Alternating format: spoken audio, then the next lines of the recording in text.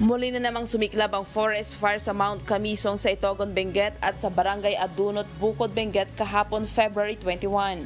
Agad na rumisponde ang 501st Search and Rescue Group ng Philippine Air Force gamit ang kanilang Super Huey helicopter sa pamamagitan ng pagsasagawa ng heli-bucket operation gamit ang tubig na nakolekta nito mula sa Santo Tomas Water Reservoir at Banao River.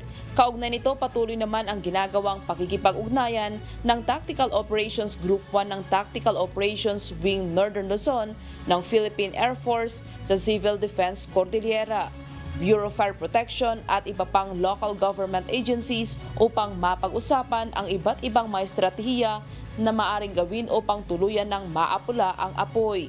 Samantala, umabot na ang forest fire sa Sitio Libang, Barangay Poblasyon, Tuba, Benguet na sumiklab bandang umaga nitong Miyerkules sa Barangay Tabaan Sur, Tuba, Benguet. Kabilang din sa apektado ang malawak na bulubunduking bahagi ng Mount Santo Tomas, ang pinakamataas na overlooking ng Baguio City at ilang bahagi ng Region 1.